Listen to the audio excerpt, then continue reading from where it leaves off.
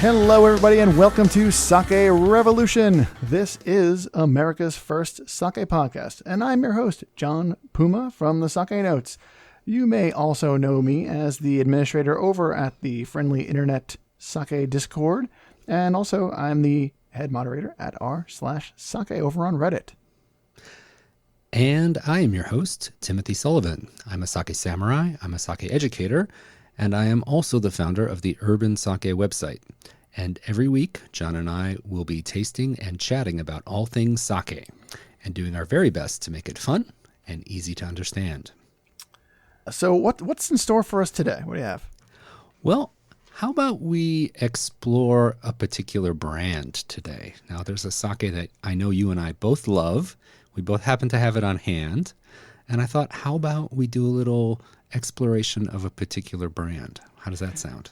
I like that. I don't think we've done intentionally specific brand deep dives before. This is nice. Yeah, I like it. I mean, we've talked about brands with brewers, but this will just be kind of our take on things. I like it. I like it a lot. So for our inaugural brand specific episode, I like what you picked.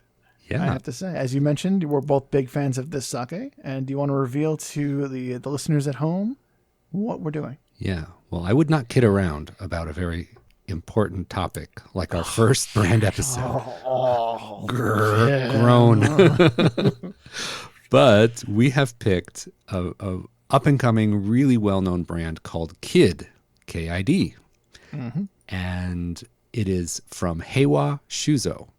And they're located in Kainan City in Wakayama Prefecture.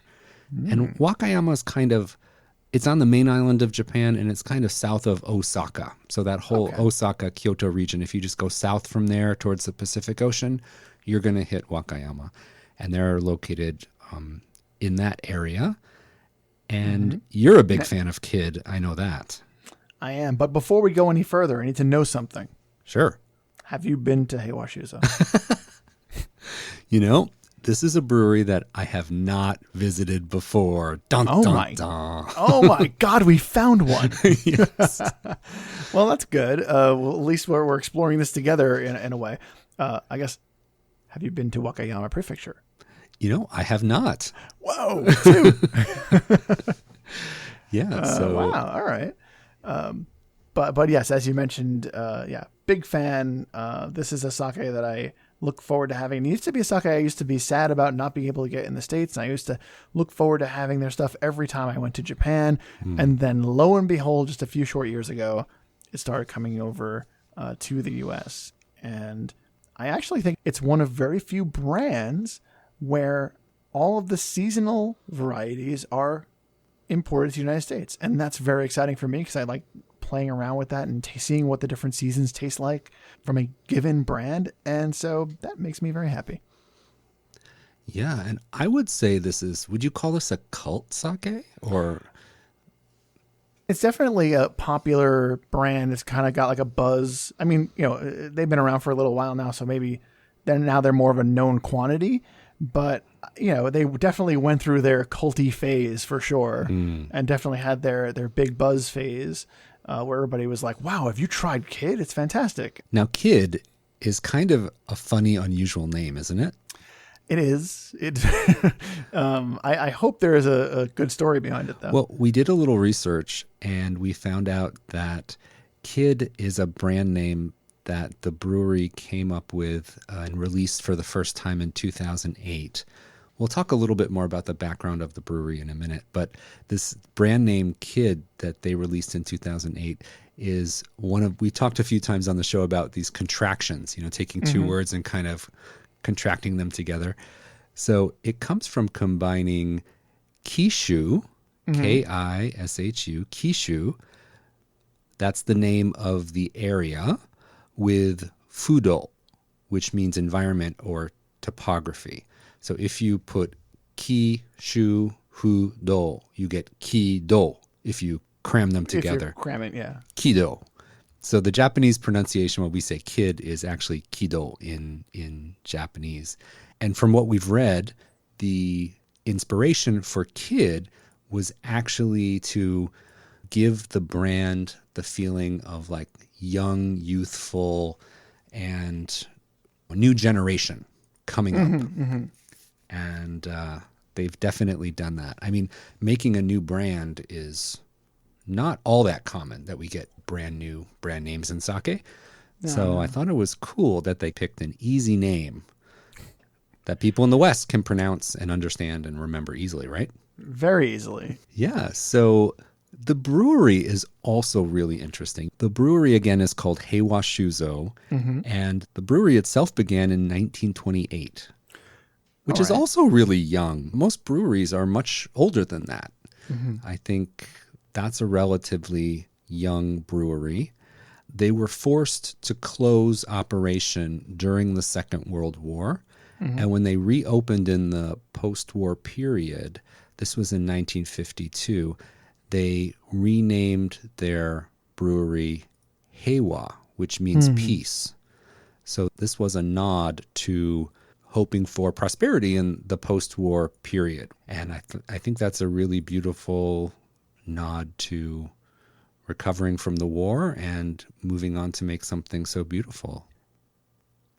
Yeah, I'm glad you jumped on that. 'Cause that's going to be my next question: is how long has Heiwa Shuzo been around? But, but I'm glad that you Johnny on the spot with that information. Much appreciated. Yeah, I think things really start to get interesting though with this brewery when the current president took over back in 2005. He really shook things up and changed the workflow. And back then, they used to make bulk futsushu or table sake. And he wanted to change things around and make sake that was for a new generation. And that was such a shift at the brewery. I read somewhere that they lost some of their long-term older employees because it was just too much of a change. And change of direction for the sake and the working style and all that stuff. And so they ended up bringing in really young kurabito, really young brewery workers who brought this kid mentality to the brewery. And so these are the kids. These are the kids.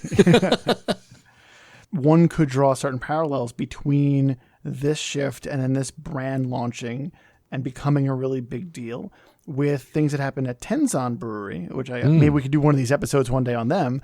I'd love that. Yeah, and the release of the Shichida brand, which is, again, very, very popular sake that is relatively young as a brand, even though the brewery has been around for many years. Yeah, absolutely. I think that brewers innovating, maybe not giving up their previous style, like Tenzan still has a very classic brand as well, but creating something new, that's one of the things that Shichida and Kid are doing really well. So I think you're right on point there, really.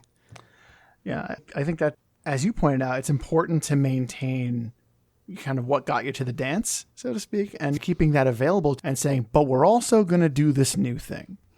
And then you start out with this new thing and that gets its own fan base. And also when you're making something new and you're branding it and you're putting it out there, it has a fresh start.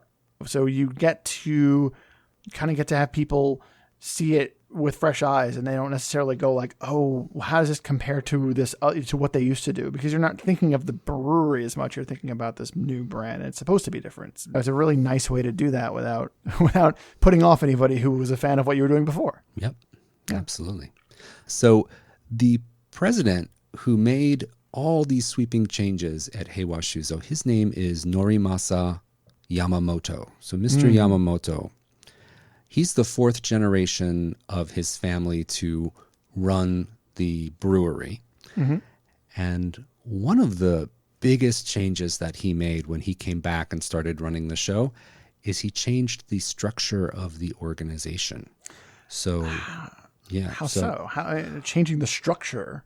Well, sake breweries are very well known for having a top-down hierarchical work structure where the toji is the top and he has the last word on all decisions, and he just tells you what to do and you run and go do it. No questions. Yeah. And what, in my reading, what I discovered about Heiwa Shuzo and Mr. Yamamoto is that he took a much more modern collaborative approach to doing the sake production. Now, there's a total of 17 employees at the brewery. Those include salespeople and administrative people. And what he had people do is be in charge of a few tanks of sake from beginning to end. So the brewers would do every task, and they would own 2 or 3 batches of sake. And then at the end of the season, they would taste and they would know, okay, these sakes came out great. You're doing a good job. And they could learn where people needed improvement. And all the brewers became, masters of the whole process.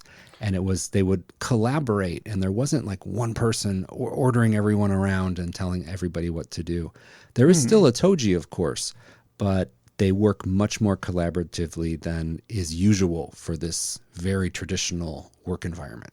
Wow. Yeah, that is very unusual. And it's surprising, not just for a sake brewery in general, but for a Japanese business. Yes.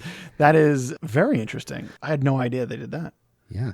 And Mr. Yamamoto also wrote a book called Koga Tatsu Soshiki, which means an organization that stands out for individuality. So he actually wrote a book on his like ideas for updating management style.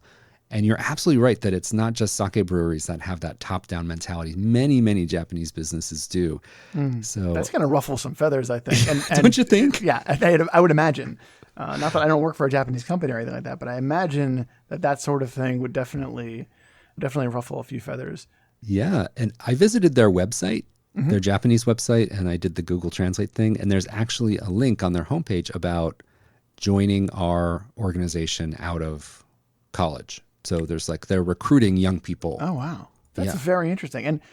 And I think that it's great, not just for young people should be involved, but sake should be courting young people. You bring young minds in to make sake that can be enjoyed by younger people, perhaps. Yeah. Yeah. I think there will always be that tension, though, between the traditional way and innovation. Whether it comes to using machines or not, or hierarchy structure in a brewery, or how to work together, all these things. And I think it's one of the things that makes the sake industry really interesting, is the growth and the change that's happening right now is really, really super interesting. Yeah. Yeah. And necessary. I think that, I think that sake is in a place where it needs to make adjustments. And I think that'll happen. I think sake has made adjustments in the past, and that led it to where it is today, and it'll make adjustments in the future that will take it to the next level. Yeah. So before we taste, I really want to know, you've told me before that you're a fan of Kid. What is it about this sake that you like and that has attracted you in the past? I like, and you're very well aware of this, I like easy drinking, light, smooth sake that I can just, lose track of time. I'm sitting on the couch, maybe I'm sipping. You can't lay down and sip. It's very difficult, but I'm sitting and sipping, and, just one sip moves into the next, and you're just really, really just enjoying it and just letting it go. Yeah. And that's the kind of sake that I definitely have a place in my heart for. And they do that so well. So very well. I think that it's just really nice, easy drinking. There's a place in my heart for complex sakes as well. And I know a lot of people really need some depth and complexity in their sake, and I don't begrudge them. But sometimes I just want to sip on something that's very light and easy drinking, a little bit of fruit. Wonderful, and I'm right there. It's comforting. It's comfort sake. Is that a good way to put it? So smooth and easy drinking is the name of the game. Yeah. That's the name of the game. All right. Well, now after all that talk about how easy drinking and let the good times roll it is, let's let the good times roll and see what the kids are up to. Let's see what you beat me to it. Aha. You're not the only one with the bad dad jokes on this podcast. I think that qualifies as a dad joke, right? Totally. Okay. Absolutely. All right. All right. So let's do our traditional introductions and reveal what we are tasting. Yes. Let's talk about yours first. Sure. So I am drinking the Kid Junmai. This is I guess one of their entry-level sakes. It's still really premium, really delicious, but this is one of their more affordable sakes that they've brought over. It's made with 2 different rices. First, Gohyaku Mangoku, milled to 50%. And then the label says Ippan Mai, 60%. And that is a reference to just table sake in general. So they don't really reveal the second rice. But I would imagine the Gohyaku Mangoku might be used for the koji, and the Ippan Mai or table sake might be used for the kakemai or the starch component. I'm just guessing there. And then the SMV is +4, and the acidity is 1.5. And our alcohol is right at 15%. Very nice, very nice. Yeah, and how about you? Well, I have secured a bottle from last year, actually, of the Kid Hiya Oroshi. Now, I am very big Hiya Oroshi fan, and I came across a store here in New York that had a bunch of the varietals still in stock. And for our listeners at home who might have forgotten, Hiya Oroshi is the autumn seasonal sake.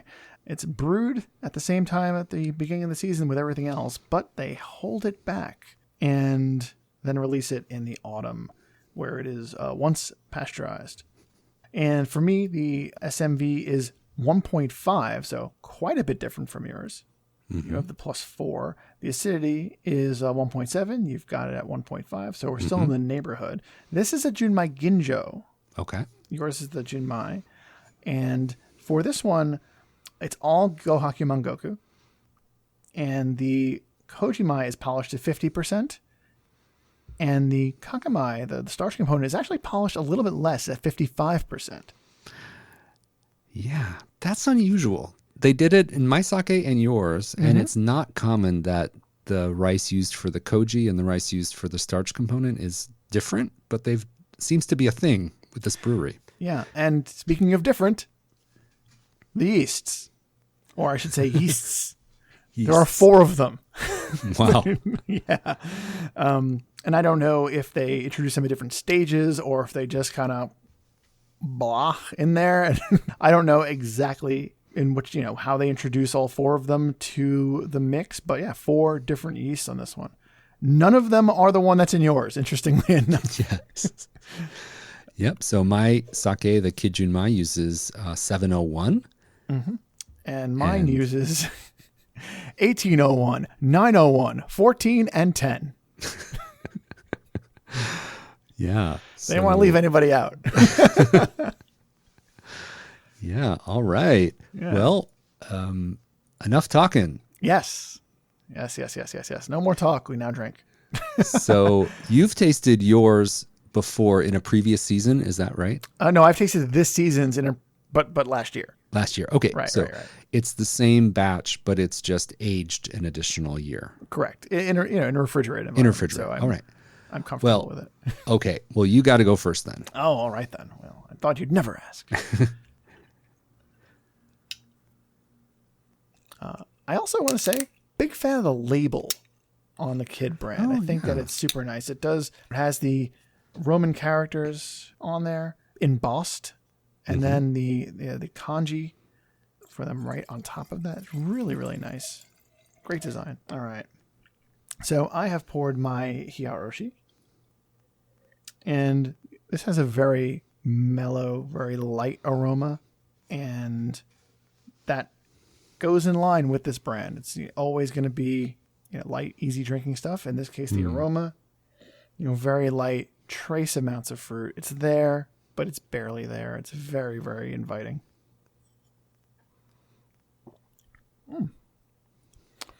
Oh, wow. Okay. The flavor, we've got on the palate a little bit more of that fruit I was talking about, but a little bit more tropical. So a little bit a little bit of pineapple action. Very, very subdued. I know people think pineapple, think acidity. Think of the idea of pineapple, not the necessarily actual experience of eating a pineapple. No, this is very low acidity on this sake. And then a nice little bit of a dry finish. And I think we've talked about this in the past with other sakes, that sometimes a dry finish, when the sake isn't cloying, which is not here, has you looking forward to sip number 2 or 3, 4, 5, 6. Yep. And that's something that I find that this brand does really well, is they prep you for you for your next indulgence. Yeah. Let me sip a little more. Some more thoughts on this. How does it compare to last year? Is it similar? It's a little bit more. It's actually got a little bit more depth than it used to. Oh, I guess that which makes is sense. not shocking, but it's in no way. It doesn't taste old. It just tastes a little bit more mature. Mm-hmm. It's not as light as I remember it being. Yeah, you may notice a little bit more of a concentrated flavor. When sake ages, it can concentrate a bit more and be a little bit more intense versus airy. Mm-hmm. And maybe that's a bit of what you're picking up on, that 1 year of refrigerated aging. Maybe it concentrated the flavor a little bit. A little bit. I do remember, actually looking at my notes now, it's light, fruity, but it was a bit lighter than this, and I'm remembering that specifically. So yeah, it did concentrate a bit more. It is still balanced very nicely. Oh, I think I can see John's tasting notes from last year from here. I think, it's just a string of heart emojis. Oh, look at that. Come on, we do a little more than heart emojis. But yeah, no, it's really, really tasty. Okay. Now again, I have the Heiwa Shuzo Kid Junmai. Mm-hmm. So I'm going to open this up and get it in the glass.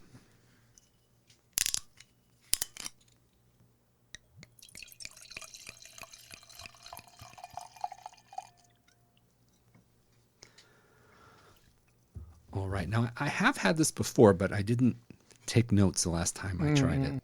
Okay, so the aroma here on my Junmai is fruity. A lot of it? No big shocker, but it has an aroma of fruitiness, melon, and Hubba Bubba bubblegum. Ooh. So it's got a little bit of that sweet bubblegum aroma, which I really like.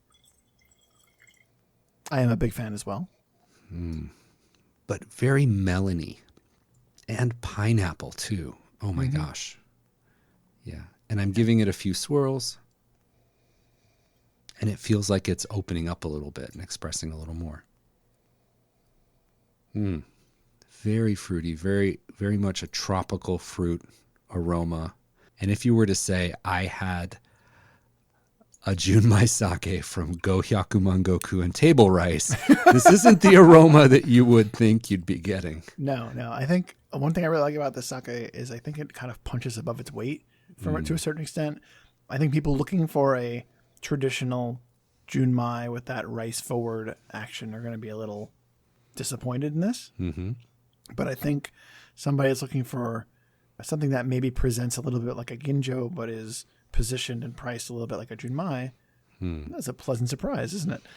Yeah. But I have to say, this is not going to be for everybody, I think, because the fruitiness and the tropical fruits are really pronounced. So you're saying it's aggressively fruity. That's interesting. I'm terrorized by the fruitiness. Aggressively fruity. I don't mean like it's like attacking you. It's not aggressively fruity, but I was just thinking, I know a lot of people who like that dry, ricey Junmai taste. Oh, yeah, no, they would hate this. If they saw Go Hyakumangoku and they said, whatever. If they saw this and they were not expecting the fruity profile, then they would be surprised. So I think it's worthwhile to be aware that if you are going to order the kid sake, you're in for a light, fruity profile for sure. For sure. Yeah. Okay, well, let me give mine a taste now. Yes, please. Oh, wow, that's really good. So it's very smooth. It is not overtly ricey. It's got a fruity characteristic on the palate. It's almost a little bit tart. I mean, my acidity is lower than yours, and there's this brightness on the finish that makes me think of tartness, but it is not too sweet at all. Really good balance and fruity, easy drinking. This makes me think of, like you were describing before, relaxing with a glass of sake. And a lot of people might pour a glass of white wine after work and relax on the couch. And this is exactly that type of feeling I'm getting from this sake, that it's like easy to drink, super sippable, not complicated too much, and not too ricey or too dry. Yeah. And more on the fruity side than the umami side. And just easy drinking, right? Yeah. And I think it's hard to do that lightness and smoothness without dipping too far into dryness. It's a balancing act. I think dry is like right around the corner sometimes. I think they do it really well, and they maintain the presence of the fruit, but it's not overwhelming. It's there, and it's kind of guiding that smooth experience. That's something I really enjoy about it. And also, yours is now available in a 1-cup, the Junmai. Oh, Yeah. For sake on the go. Sake on the go. I don't know where we're going, but but you can totally get a 1-cup of Kid Junmai now. One of my tasting notes from last year, and I tasted it on August 27th, so it is almost a year, is that I did find last year that if I let it linger in my mouth, I would start to get some banana. And unfortunately, I'm not able to replicate that this year.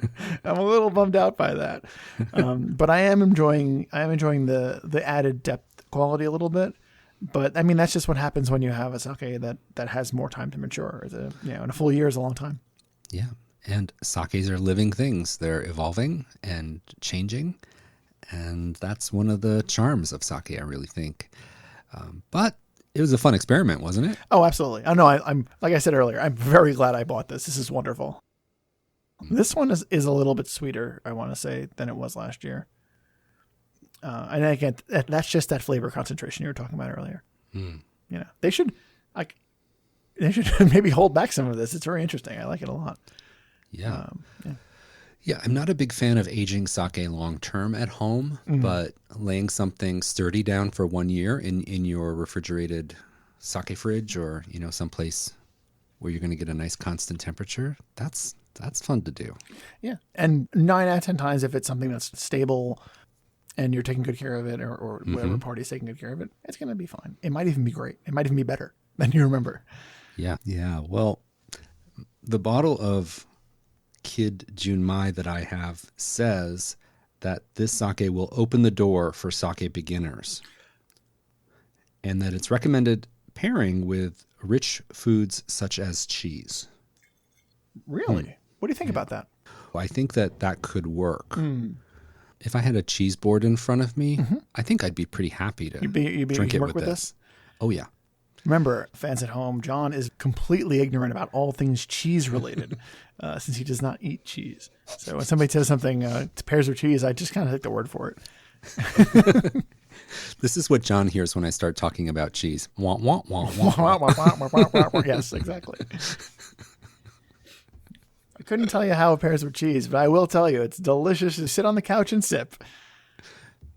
Yes. You mentioned earlier about this brewery that they're into kind of new ideas, and that's like what the name kind of means, young people doing things. Something that just recently happened that they released, which is very unusual. The gentleman who heads up the beer department, Takagi-san, he made a sake that is brewed with beer yeast and hops. And it actually is sold in beer bottles. And as a New Yorker, you may be aware of Brooklyn Kura's Occidental series, where they do a citra hop pass on the sake, and it gives it a lot of a grapefruit taste and aroma, and also turns it pink. Same effect here. So this is very grapefruity and also quite pink. But it's very interesting and something brand new, because it's not sake, strictly speaking. It's not beer. It's not liquor. It's its own brand new thing. And I think it's really super interesting that these guys are doing this and just being like, we're going to try new stuff, and we're going to get out there and experiment. They've got this great brand that's gaining a lot of popularity, and they're using their platform to change things up, to spice it up a little bit. Do you think that things going on overseas, like people like Brooklyn Kura doing these unusual hybrids, do you think that is having a reverse influence on things like this in Japan? I mean, it could be. Whenever I am speaking to somebody at a Japanese brewery, one of the first things they ask me is if I'm familiar with Brooklyn Kura. And when they find out I'm from New York, that's always the question. And a lot of the time when I answer that, yes, we are familiar, they will talk about that sake. And they'll say like, oh, this was super interesting. I had it. It was very weird and very interesting, but we could never do this because it's not sake. Yes. Because it has another ingredient. Not. Yeah. And, it feels like in the case of Heiwa and Kid, they were like, then we just make it not sake. Who cares? So yeah, there could be a reverse influence, or it could be some other grassroots going on. Who knows? It could be, they could have arrived at the same way that Brooklyn Kura did. I don't know if they've ever actually been to the brewery before, but yeah, I think it's super interesting when that sort of thing happens though. Yeah.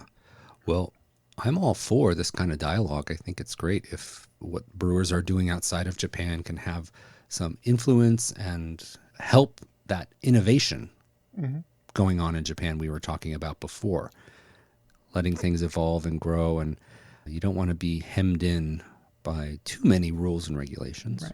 And, and here we are again with the young people, new ideas, and trying to make sake interesting to a new generation. Let's mix it with beer, that's it, and put it out there. And if it does great for them, that's great. If it doesn't, they tried, and some people, it'll find its audience. Some people will enjoy it. Most of the buzz I've seen on the internet has been very, very positive. People are very excited about this. Yeah. Well, I'll be excited to see what Heiwa Shuzo does in the future. Yeah. Yeah. And if we ever do an episode from Japan, let's swing by Wakayama and just invite ourselves over. We should probably call first. I don't know if we can just show up. I don't know if they're into that. If they are, that's even better. But I think we've covered everything we want to talk about in our first ever brewery focused episode, Tim. Absolutely. This was fun, taking a little bit of a deeper dive into one particular brand. Yeah. And neither of us have been there. And this is the rare feat of a brewery that Tim has not been to. Well, I think that Heiwa Shuzo has a really interesting future ahead. I'm super excited to see what might be coming over next from them. When we have the chance to go to Japan together, I would love to swing by Wakayama and visit this brewery. It sounds absolutely fascinating, and I can't wait to see what they're up to and what we'll get from them in the future. Yeah, I'm pretty stoked myself. Okay, wonderful. Well, that's going on the bucket list for sure.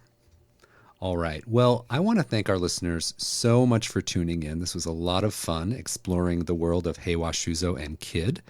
We really do hope that you're enjoying our show. Now, if you would like to show your support for Sake Revolution, one way that you can really help us out would be to back us on Patreon. We have 2 different levels of support that you could help us out with. The first one is $5 a month, and for that, you can join our monthly live Zoom Sake Happy Hour. It happens the first Wednesday of every month. You can join us live and sip with us, ask us questions, and we can't wait to meet you. Oh, so Tim, that reminds me. We sip the sakes that are left over, so we can't finish these right now. Yeah. we have to save the rest of these bottles for our happy hour. That'll happen. Hey, last time there was a challenge to see if I could keep and you saved this. The Phoenix. I saved like half the bottle, sir. All right. And the second tier is our $3 a month. And for that tier, we can let you know in advance, give you some inside intel, and let you know which sakes we'll be sipping on 2 weeks in advance if you'd like to get them for yourself and sip along with us when the episode comes out. And you know what is also a great way to support us? It's still leaving a review over at Apple Podcasts or your podcast platform of choice if you happen to not be an iPhone user. Remember, when you subscribe, The episodes will pop up on your device of choice every week as we put them out. We don't want you to miss episodes. You don't want to miss episodes. This guarantees you won't. And as always, to learn more about any of the topics or any of the sakes or any of the brands we talked about in today's episode, be sure to visit our website, sakerevolution.com, and you can check out all the detailed show notes. And for all of your burning sake questions, we want to hear from you. Please reach out to us. The email address, as always, is feedback@sakerevolution.com. So, until next time, please remember to keep drinking sake and Kampai!